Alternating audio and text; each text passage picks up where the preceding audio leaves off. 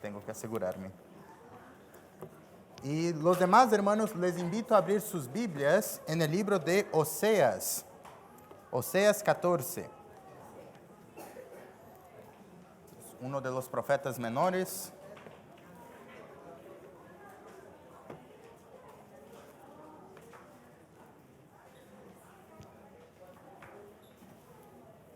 Mira.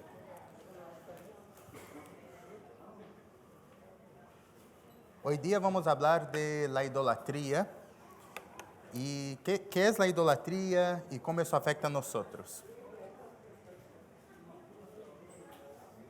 Muy bien. Oseas 14. Si ya encontraron sus Biblias, por favor digan amén. Muy bien, vamos a orar. Vamos a leer la palabra de Dios entonces. Así dice: Vuélvete, Israel, al Señor tu Dios. Tu perversidad te ha hecho caer. Piensa bien lo que dirás.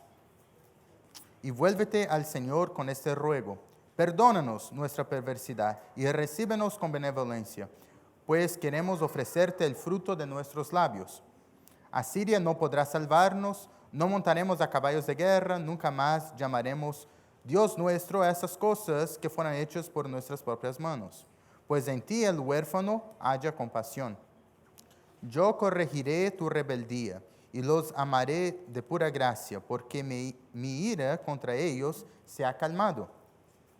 Yo seré para Israel como el rocío, y lo haré florecer como un lirio. Hundirá sus raíces como un cedro del Líbano. Sus vástagos crecerán, y tendrán el esplendor del olivo, y la fragancia del cedro del Líbano. Y volverán a habitar bajo mi sombra, y crecerán como el trigo. Echarán renuevos como la vid, y serán tan famosos como el vino del Líbano. Efraín, ¿yo qué tengo que ver con las imágenes que haces? Soy yo quien te responde a ti y quien cuida de ti. Soy como un pino siempre verde, tu fruto procede de mí. El que es sabio entiende esas cosas, el que es inteligente las comprende. Ciertamente son rectos los caminos del Señor, en ellos caminan los justos, mientras que allí tropiezan los rebeldes. Amén. Hermanos, oremos al Señor. Dios, nuestro Padre Celestial, gracias por esta mañana, donde estamos aquí juntos, Señor, para leer tu palabra. Gracias porque tenemos libre acceso, Señor, a tu palabra. Podemos escuchar tu voz cada mañana y le pido que usted nos ayude a siempre estar atentos a lo que quieres decir a nosotros. Le pido que en esta mañana aquí juntos usted nos ayude a comprender ese texto, que tu Santo Espíritu nos hable y nos ayude, Señor, a cambiar y ser más como quieres que seamos, Señor. En el nombre de Jesús oramos. Amén. Bueno, para comprender bien ese texto, debemos comprender bien el libro de Oseas. Y nuestra iglesia en los miércoles, si usted viene los miércoles, sabe que hemos estado hablando de matrimonios. Y, muy bien. Y es algo muy importante para nosotros como iglesia, pero ¿por qué es una cosa muy importante en la Biblia? No es que matrimonio sea la única cosa que debemos estar pensando, pero en la Biblia Dios siempre usa o frecuentemente usa el matrimonio como un ejemplo para hablar de relacionamiento entre personas. Es como el modelo más simple cuando hablamos de cómo dos personas conviven y hablan. Lo más simple es pensar en matrimonio en familias, especialmente marido y mujer. Bueno, Dios muchas veces utiliza esa imagen del matrimonio para hablar de su relacionamiento con su pueblo. Entonces vemos eso una y otra vez en el Antiguo Testamento. Dios hablando que Él es como un esposo a su esposa, Israel. Y como Dios es fiel y como Israel debe ser fiel. El libro de Oseas es acerca de eso. De hecho, en el Nuevo Testamento también se habla mucho de eso, pero donde Jesús es el esposo y nosotros la iglesia somos la esposa. El matrimonio es siempre algo importante para ilustrar nuestro convivio con Dios y cómo debe ser. Y cuando hablamos de matrimonio, de relacionamiento, tenemos que pensar, es como un contrato, ¿cierto? Matrimonio en sí es como un contrato, un pacto entre dos personas, marido y mujer, en una alianza entre esas personas. Por eso, en algunos países, a los anillos de boda llamamos de alianza, porque representa, ¿cierto?, esa unidad donde dos familias se unen en una. ¿Y de qué se trata ese contrato, ese pacto, esa promesa? Se trata de amarnos unos a los otros y ser fieles unos a los otros, ¿cierto? Cuando pensamos en matrimonio, eso es lo más básico. Claro que depende de cada cultura, ¿cierto? Tenemos cosas distintas, la forma como nos casamos es distinto y es muy entretenido, pero lo más básico es eso. Ahora, cuando hablamos del Antiguo Testamento, Dios y su pueblo, también hay una promesa, ¿cierto? Un pacto entre Dios y su pueblo de amar, de ser fieles, pero una y otra vez esa promesa se rompe. Y eso hace a Dios muy triste, como uno esperaba. Ahora, en la antigüedad, yo no puse fotos, pero cuando alguien hacía un contrato, ya sea de matrimonio o un contrato para comprar algo, lo escribía literalmente en piedra, ¿ya? O lo ponía en arcilla y después ponía en el horno y se volvía como piedra. Y ese literalmente era el contrato. Y uno lo firmaba con su anillo personal que tenía su nombre o con su uña, que solamente su uña podía caber ahí. Y bueno, cuando alguien quería romper un contrato, lo que hacía es que literalmente tomaba el contrato, lo tiraba al piso y eso se rompía. Por eso, cuando Moisés bajó del monte con el contrato, con los 10 mandamientos, y vio que el pueblo ya había roto el contrato, ya había rompido, Moisés tiró las piedras al suelo, porque ya no existía ese pacto, ya no existía ese relacionamiento entre Dios y su pueblo, donde Dios iba a bendecir a su pueblo, donde Dios iba a cuidar a su pueblo, porque el primer mandamiento de amar solamente a Dios, tener solamente a un Dios, el pueblo ya había rompido. Entonces todo el pacto estaba roto. Pero Dios hizo un nuevo pacto, ¿cierto? Volvió a hacer, no, yo voy, aunque ustedes no fueron fieles, yo voy a ser fiel, me mantendré fiel. Y esa es la historia que tenemos por toda la Biblia. Eso es lo que vemos en Oseas. De hecho, el libro de Oseas, Dios compara ese pacto del matrimonio, ese contrato, con nosotros, donde nosotros somos su pueblo y deberíamos amarles y ser fieles, pero no lo hicimos. De cualquier forma, Dios sigue siendo fiel. Eso es lo que leemos aquí en capítulo 14 de Oseas. No sé si todos aquí han leído el libro de Oseas, a mí me fascina, es cortito, así que les recomiendo si lo puedan leer más tarde, pero yo voy a hablar un poquito del libro hoy día. Los eventos descritos en el libro toman lugar en el reino del norte de Israel, justo después de la guerra civil que separó el país en dos, ¿cierto? Tenía el reino del norte, llamado Efraín o Israel, y el reino del sur, que era el reino de Judá. Y en el medio de esa división, de esa lucha interna, el pueblo se estaba cayendo también en una lucha espiritual, una guerra espiritual. Y se estaba separando, no políticamente de un país, pero separándose de Dios. Y Oseas viene a hablarle al pueblo de Dios, al reino del norte, acerca de eso. El libro mismo es dividido en dos partes, capítulos 1 al 3, donde describen cómo la infidelidad de Israel se relaciona con la compasión de Dios. Cómo Israel ha roto este pacto, ya como rompieron ese contrato que tenía con Dios. Y capítulos 4 al 14 muestran cómo Dios, aún en esta infidelidad, demuestra su compasión. Capítulo 14 que leemos hoy es como la conclusión de todo eso, lo que Dios ha hecho y lo que Dios hará por su pueblo. El libro empieza con el matrimonio de Oseas. ¿Ya? Él era casado con una mujer llamada Gomer y Gomer cometió adulterio. De hecho, ella se volvió una vida de prostitución. Y bueno, aún así Dios le dice a Oseas que a pesar de la infidelidad de su esposa, él debería ir a encontrarla, debería ir a buscarla, perdonarla, pagar por sus deudas que ella tenía y volver a casarse con ella. ¿Quién haría eso, cierto? Es raro, es posible, pero no siempre pasa. No sé cuántos de nosotros hubiéramos hecho eso si Dios nos hubiera pedido. Pero Oseas obedeció. Y Dios usó eso para decir que ese relacionamiento que él tenía con Gomer es como el relacionamiento que Dios tiene con su pueblo. Y dejó eso bien claro, era una ilustración. Lo que nosotros hicimos es lo mismo que Gomer hizo.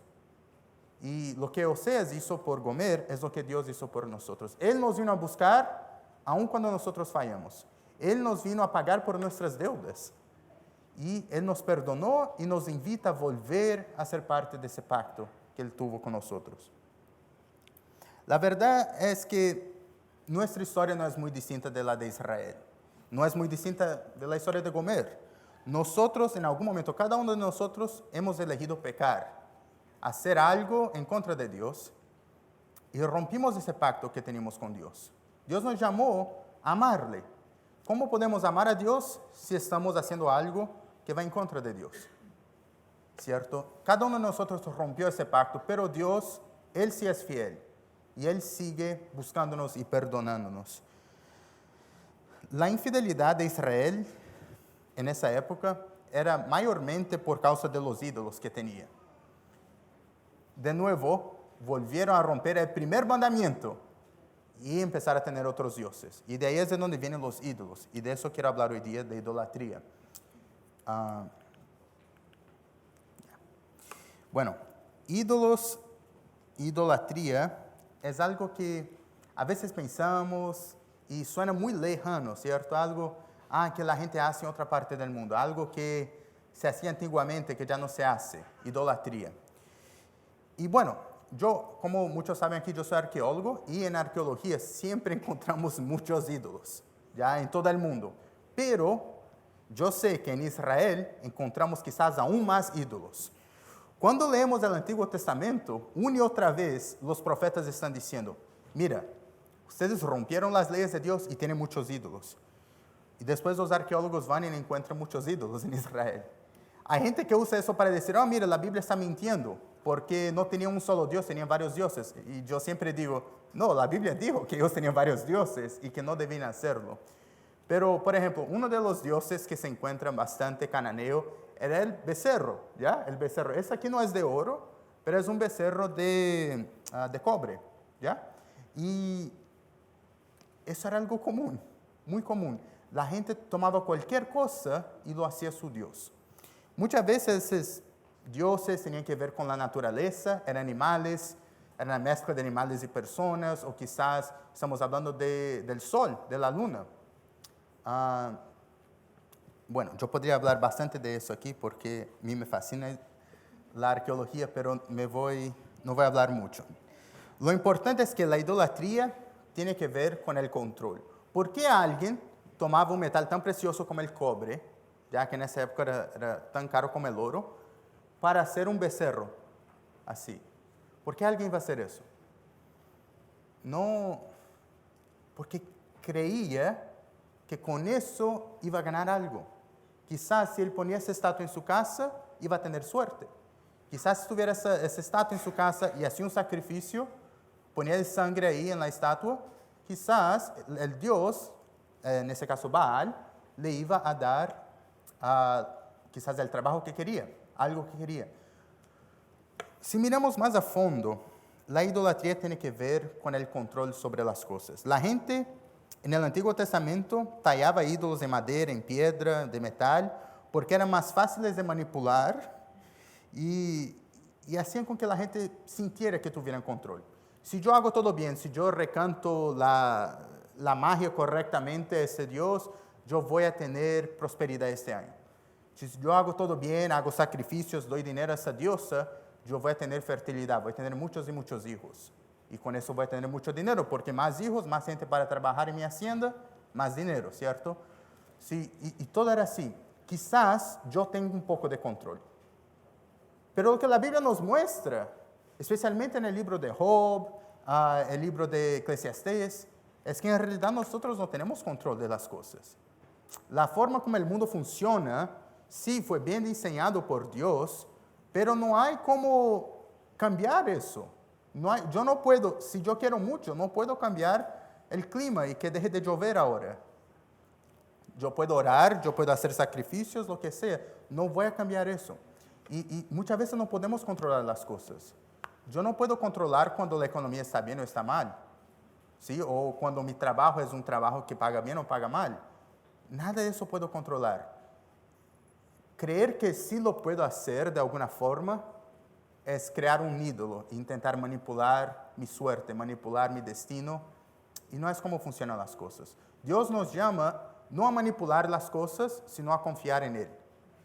Y esa es la parte difícil. Es mucho más fácil hacer un becerro y sacrificar una gallina que confiar en Dios con las cosas tan difíciles.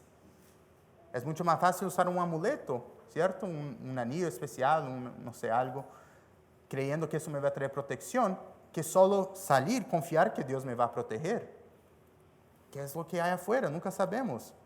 Y bueno, eso es lo difícil. Hoy día nosotros seguimos buscando seguridad y control en cosas que tratamos de obtener en nuestras vidas. Cuando Jesús habló de idolatría, Él miró más allá de objetos físicos como eso y habló del corazón de las personas. Jesús hacía eso bastante, ¿cierto? Pero en Lucas 14, 15 al 24, y de hecho vamos a leer eso, Lucas 14, 15 al 24, Jesús cuenta una parábola que habla acerca de la idolatría. La parábola del gran banquete. Tiene que ver con aceptar a Dios, confiar en Él o tener ídolos. Aunque Jesús no diga la palabra ídolo, está hablando de eso. Entonces, Lucas 14, 15 al 24 dice así: al oír eso, uno de los que estaban sentados a la mesa con Jesús le dijo: dichoso el que coma el banquete del reino de Dios. Jesús le contestó con esta parábola: cierto hombre preparó un gran banquete e invitó a muchas personas. A la hora del banquete mandó a su siervo a decirles a los invitados: vengan, porque ya está todo listo. Pero todos, sin excepción, comenzaron a disculparse. El primero le dijo: acabo de comprar un terreno y tengo que ir a verlo. Te ruego que me disculpes. El otro dijo: acabo de comprar 5 yuntas de bueyes y voy a probarlas. Te ruego que me disculpes. El otro alegó: acabo de casarme y por eso no puedo ir. El siervo regresó y le informó de esto a su señor. Entonces el dueño de la casa se enojó y le mandó a su siervo: sal deprisa por las plazas y los callejones del pueblo y trae acá a los pobres, a los inválidos, a los cojos y a los ciegos. Señor, le dijo su siervo, ya hice lo que usted me mandó, pero todavía hay lugar. Entonces el Señor respondió: ve por los caminos y las veredas y oblígalos a entrar para que se llene mi casa. Les digo que ninguno de aquellos invitados disfrutará de mi banquete. Jesús estaba hablando aquí del reino de Dios. Dios nos invita a ser parte de ese reino, de su reino, ¿cierto? Nos invita a ese banquete. Muchas veces nosotros creamos excusas. No es que... Y mira, las excusas aquí tienen mucho que ver con nuestras excusas hoy día. Eso es lo que me fascinó. Primero, no puedo ir porque compré un terreno. Tengo que ver eso, que cuidar de eso, de mi terreno, ¿cierto?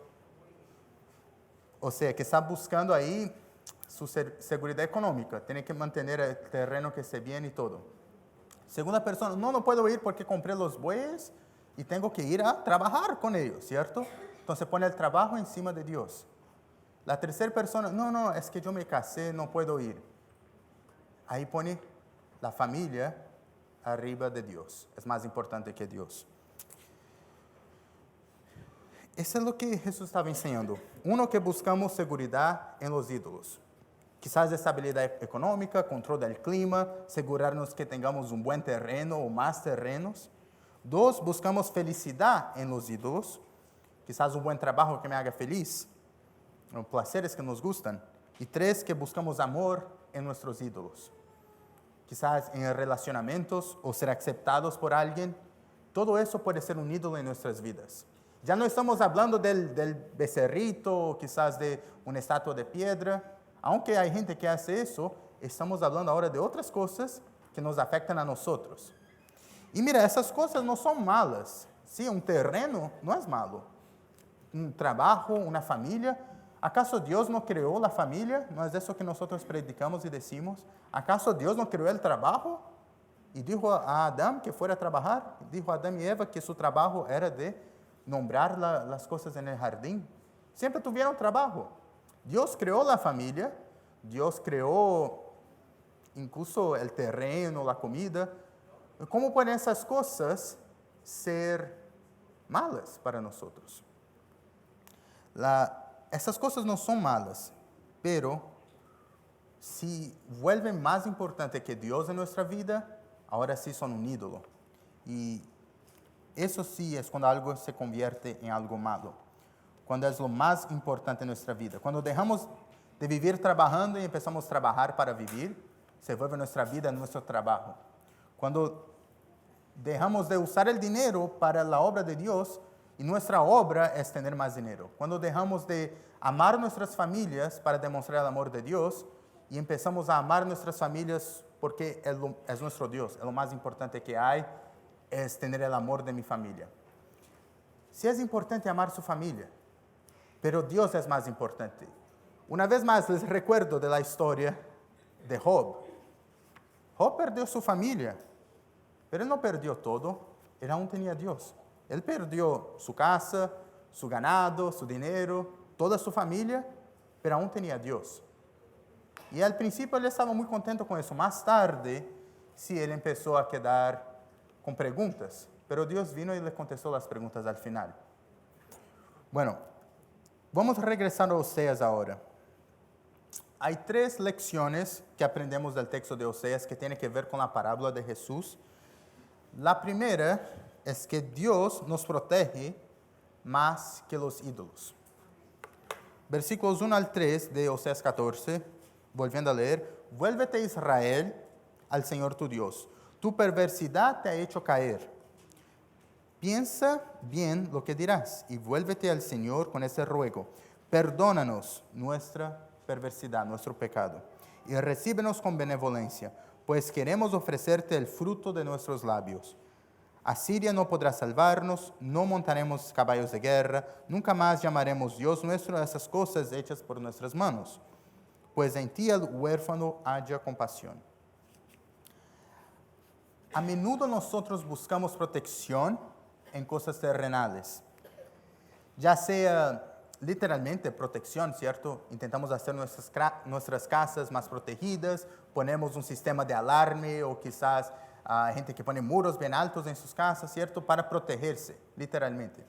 Ya otras veces intentamos protección, quizás protección económica, ¿cierto? Protección emocional, lo que sea. Nosotros creamos, quizás buscamos un buen trabajo que pague muy bien para que yo siempre tenga dinero, tenga esa seguridad, ¿cierto? Económica. Quizás quieren vivir en el vecindario correcto porque ahí es más, ¿cierto? Más prestigioso, quizás es más seguro. Entonces yo busco esa seguridad que el mundo me ofrece. Incluso algunas personas buscan eso en la política. Creen que un partido específico, una persona específica lo va a proteger. Y bueno, la verdad es que solo Dios es quien nos protege. Podemos buscar la paz en otras cosas, pero Dios nos ofrece su paz libremente.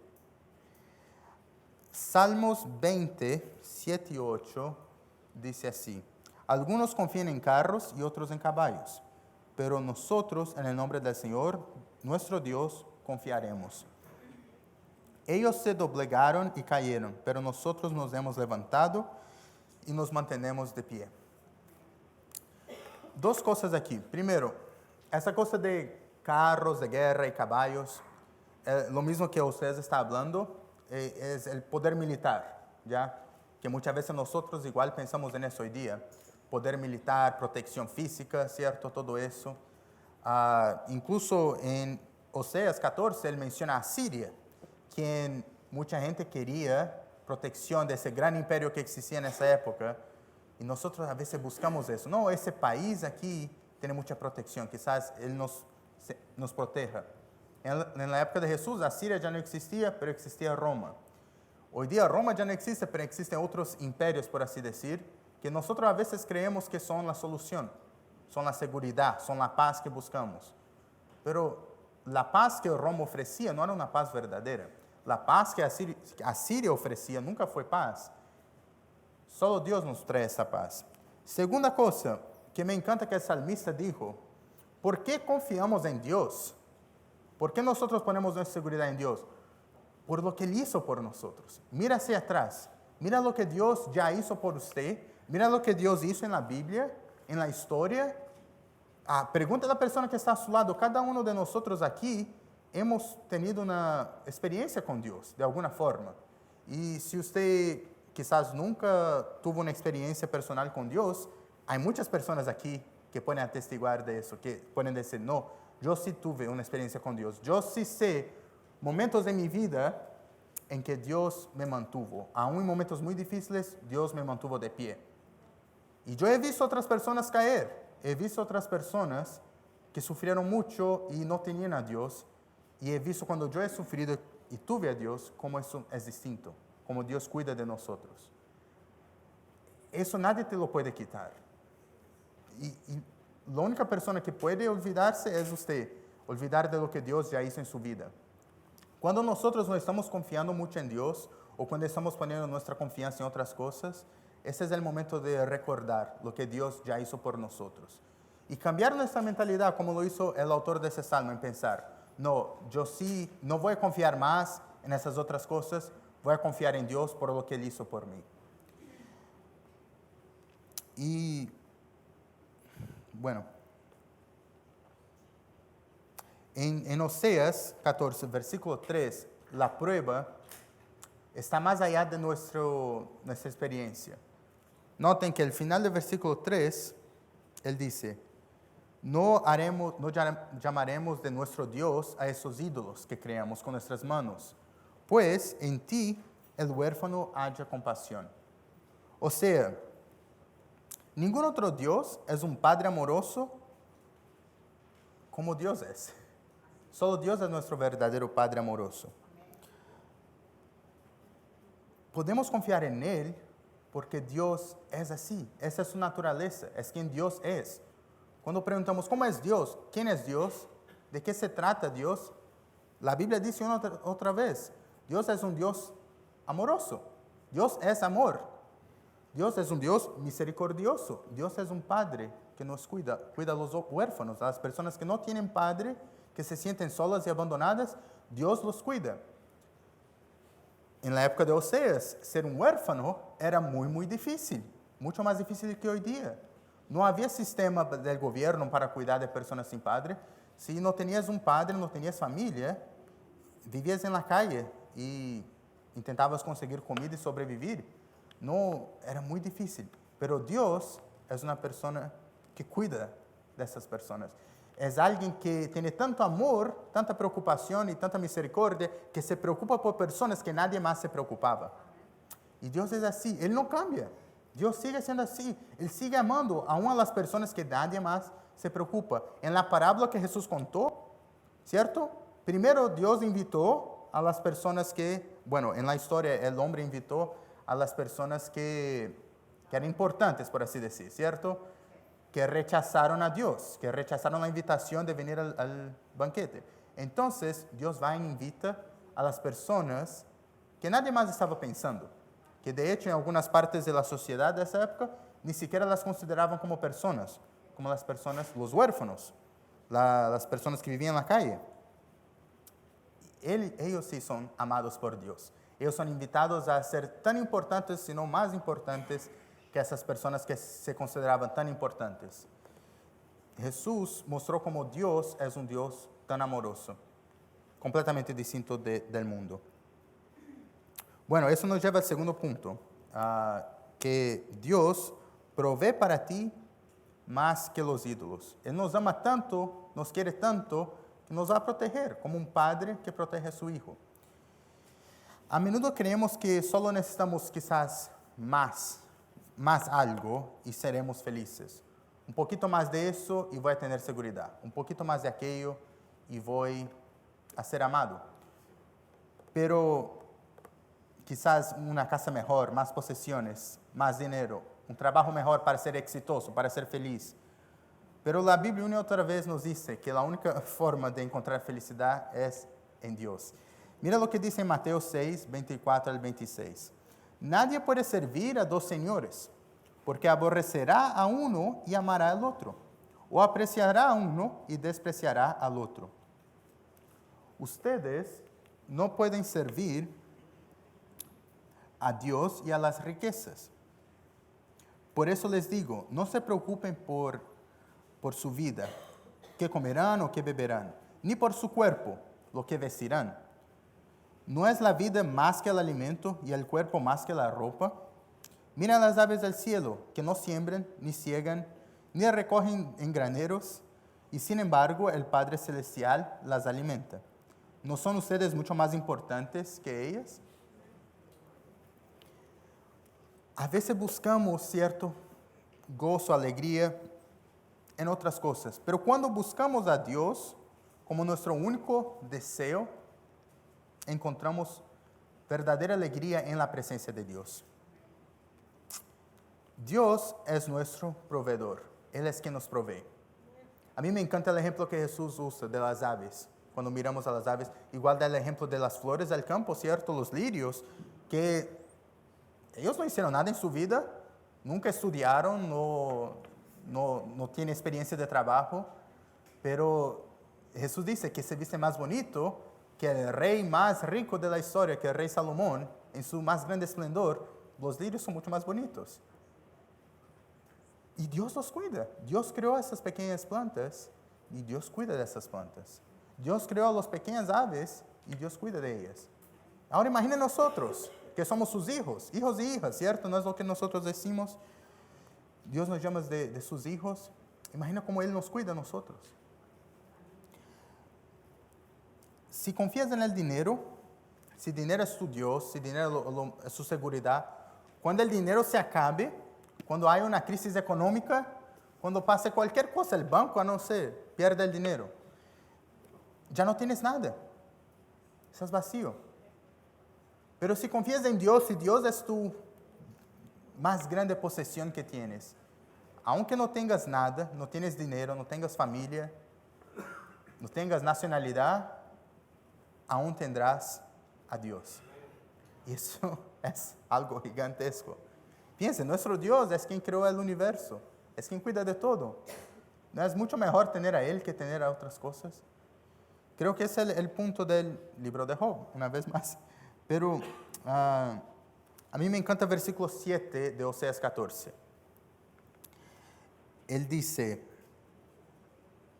volverán a habitar bajo mi sombra, y crecerán como el trigo, y echarán renuevos como la vid, y serán tan famosos como el vino del Líbano. Esta ilustración de un árbol, creo que esta foto aquí es de un lugar aquí en Nueva Orleans llamado City Park. No sé si han ido ahí. A mí me encanta ir y los árboles son muy, muy antiguos, ¿cierto? Muy hermosos. Y puede ser un día muy, muy caluroso en el verano, donde el sol es tan fuerte, te está quemando la piel, pero usted va abajo, se sienta ahí bajo uno de esos árboles, se para ahí, y es tan hermoso, es tan tranquilo. Usted escucha las hojas moviéndose, ya no está ese sol, quizás hace calor, pero el sol ya no está tan fuerte. Siempre hay sombra, mucha sombra bajo esos árboles, y es muy agradable estar ahí. Y Dios se compara a sí mismo con eso. De hecho, el texto aquí en hebreo está un poquito, no está claro si Dios es el árbol o si Dios hará a Israel como el árbol. Si Dios hizo a Israel como el árbol, la idea es de que Israel ahora debe dar sombra a sus vecinos. ¿No es eso algo raro? Estamos hablando aquí de enemigos, ¿cierto? Pero Dios dice, no, ustedes deben estar bendiciendo a los demás. De hecho, eso siempre fue el plan de Dios. Cuando Dios llamó a Abraham para empezar su pueblo, ¿cierto? Para ser su pueblo escogido, el plan nunca fue de solo bendecir a esta familia. Dios dijo a Abraham, mira, los llamé a ustedes para que a través de su familia yo pueda bendecir a todas las familias de la tierra. Ese siempre fue el plan. Aunque Israel no siempre lo hacía, siempre fue el plan. Y vemos una y otra vez en el Antiguo Testamento personas de otras naciones viniendo y adorando al Dios de Israel. El momento donde esto se volvió más claro es con Cristo. a través de la familia de Israel vino Jesús. Y Él ha bendecido a todas las familias de la tierra. Todos los pueblos, todas las naciones, hay cristianos, hay personas que han conocido de Dios, que han aceptado a Jesús. Y todo eso empezó con Israel. Ahora, si el texto está hablando que Dios es el árbol, podemos pensar en Jesús como el árbol de vida. Esa idea de hablar de Dios como un árbol, como un vástago, a veces como un retoño, esta palabra tiene que ver con Jesús. De hecho, en el Nuevo Testamento, en el libro de Mateo, siempre habla de Jesús como este vástago, este árbol, aunque a veces no nos damos cuenta. Pero, por ejemplo, Mateo dice que hay una profecía que se cumplió con Jesús creciendo en Nazaret, donde Jesús debería ser nazareno. Y mucha gente piensa, bueno, no hay un versículo en la Biblia que diga eso, que hay que nacer en Nazaret. De hecho, la ciudad de Nazaret no existía en el Antiguo Testamento. ¿Cómo puede ser eso ser una profecía? Tiene que ver con esa palabra. El árbol, el retoño, el vástago, en hebreo es natzer. Natzer. Y la palabra Nazaret viene de esta palabra en hebreo. Nazaret viene de natzer. Tiene que ver el lugar del árbol. Jesús vino de ahí. Jesús creció ahí, el lugar donde creció ese árbol. Bueno, ya vuelvo a lo que estamos hablando aquí. A veces me desvío. Pero la idea es, Dios es nuestro árbol. Y Dios quiere no solo bendecir a nosotros, pero bendecir a otras personas. Piensa en esa sombra en el jardín, esa sombra en el City Park, o si usted tiene un árbol en su casa, ¿cierto? En su jardín, usted sabe el valor de una sombra. Cuán importante es. Así es como Dios nos bendice. No es como esperamos a veces, y tampoco es, Dios no quiere bendecir solo a nosotros, sino que bendice a muchas personas. Bueno, muchos hermanos de nuestra iglesia son excelentes ejemplos de eso. Yo tengo que admitir. Yo he ido a muchas iglesias, he conocido muchas iglesias y de verdad, nuestra iglesia hace un excelente trabajo en bendecir a otras personas. Hay muchos hermanos aquí que de verdad, ellos han visto lo que Dios les ha regalado y quieren compartir eso con otros. Quieren ayudar a otras personas que necesitan más. Hay muy pocas iglesias que son tan generosas como la nuestra. Y eso es algo que estamos haciendo bien, que debemos seguir haciendo. ¿Ya? Esa es mi pequeña nota ahí, porque yo creo que es algo importante, muy bueno, que hemos hecho. Y quizás si alguno de nosotros no ha hecho eso, debemos empezar a pensar en eso. El dinero que tenemos, la comida, las cosas, los talentos, Dios nos ha regalado. No es algo que yo creé, no es algo que vino de mí, es un regalo de Dios. Y así como el árbol, yo debo estar usando mi sombra para bendecir a otras personas, por así decir. Nuestro tercer y último punto es que Dios te ama más que los ídolos. Versículos 8 y 9 dicen, Efraín, ¿yo qué tengo que ver con esos ídolos, esas imágenes? Soy yo quien te responde y quien cuida de ti. Soy como un pino siempre verde, tu fruto procede de mí. El que es sabio entiende esas cosas, el que es inteligente las comprende. Ciertamente son rectos los caminos del Señor, y en ellos caminan los justos, mientras que allí tropiezan los rebeldes. A veces ponemos nuestra confianza en personas, en relacionamientos, porque creemos que quizás al tener ese relacionamiento vamos a ser felices. Si ustedes han visto la televisión, en algún momento en su vida, han visto eso. Casi todas las películas y telenovelas y cualquier cosa que miramos dan un enfoque tan grande en relacionamientos. Toda esa persona lo que quiere más en su vida es tener un relacionamiento con alguien, ¿cierto? Quiere casarse. Eso es lo más importante en la vida. Y muchas canciones, películas, cosas en la tele, se trata de eso. Y a veces eso se vuelve lo más importante para nosotros también. Queremos, si tenemos esa conexión con alguien, si somos amados, vamos a ser felices. Pero las personas no son Dios. Las personas no son siempre fieles y cambian. Y si buscamos que eso nos traiga felicidad, vamos a estar desapontados, muy tristes. En Oseas, Dios compara a la esposa de Oseas, Gomer, quien lo engañó, regresó a una vida de prostitución con la infidelidad de Israel hacia él, buscando otras cosas para satisfacerla y proveer para ella.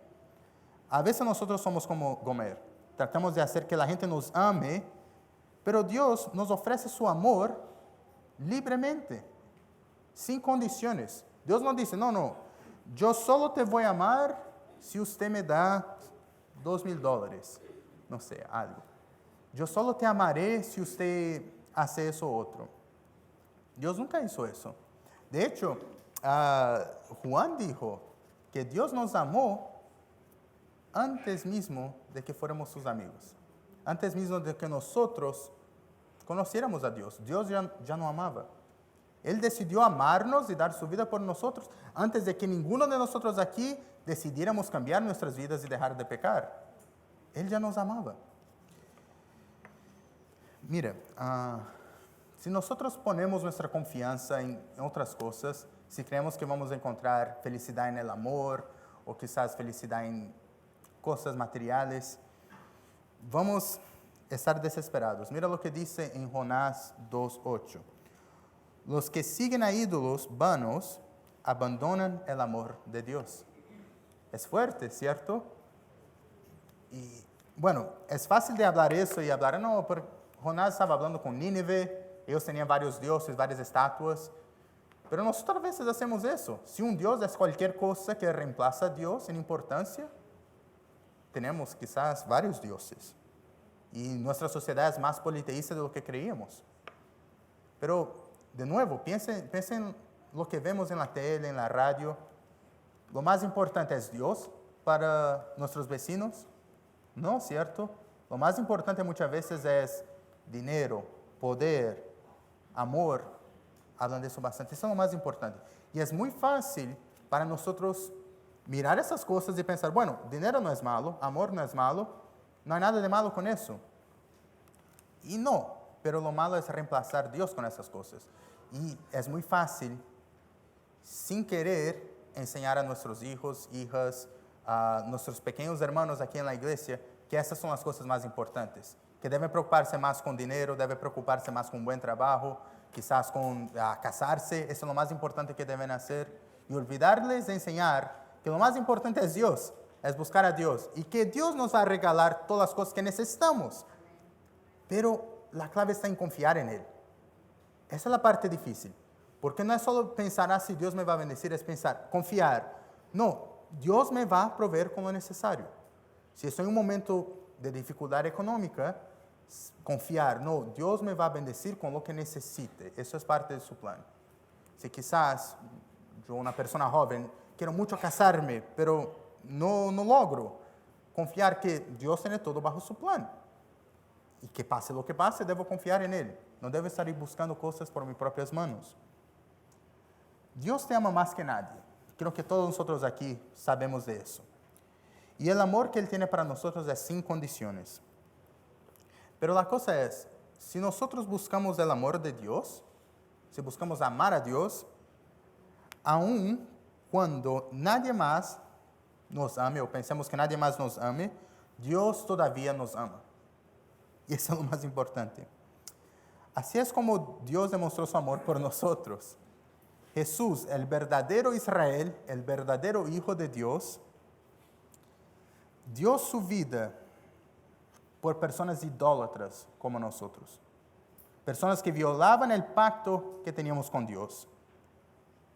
Y Jesús fue fiel. Él sí fue fiel. Dio su vida para que pudiéramos reconciliarnos con Dios y volver a tener ese relacionamiento.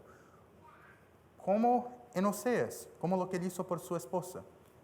Aunque ella se fue, abandonó, lo rechazó, dijo, no quiero más, rompió el pacto, ¿cierto? Literalmente rompió el contrato de matrimonio. Él fue y la buscó, la perdonó, pagó por sus deudas y siguió la vida, tuvieron hijos. Eso es lo que Dios hizo por nosotros. Es una muy buena noticia, ¿cierto?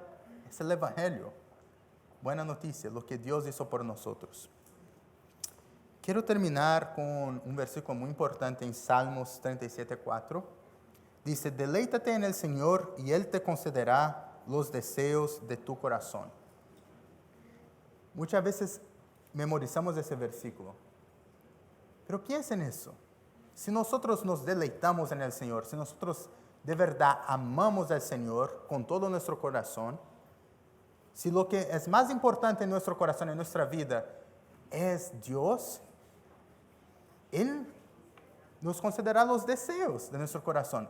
Si el deseo de mi corazón es Dios, Dios se va a revelar a mí, Dios me va a amar, Dios va a estar conmigo, voy a tener ese relacionamiento. No se trata de desear en mi corazón tener poder, tener dinero, una familia, y después yo me deleito en Dios y Dios me da esas cosas. Se trata de amar a Dios y Dios va a estar ahí para nosotros. Eso es lo más importante, hermanos. Y mira, nuestra conclusión aquí es simple. Si buscamos otras cosas, nunca vamos a estar satisfechos. Pero si buscamos a Dios y lo ponemos en primer lugar, Él nos va a regalar lo más importante. Él mismo, su salvación, su amor, su relacionamiento. Y una vez más, muchos de nosotros aquí hemos experimentado eso. Hemos visto cómo Dios ha obrado en nuestras vidas, cómo nos ha cambiado y está aquí a nuestro alrededor. Tantas personas que Dios nos amó cuando nosotros éramos enemigos de Dios, cuando nosotros éramos idólatras. Entonces, hermanos, solo un recuerdo hoy de no volver a tomar ídolos, sino dejar eso hacia atrás.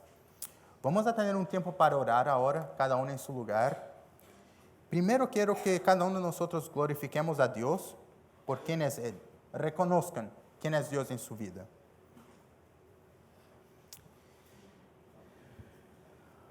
Den gracias a Dios por lo que Él ha hecho en su vida.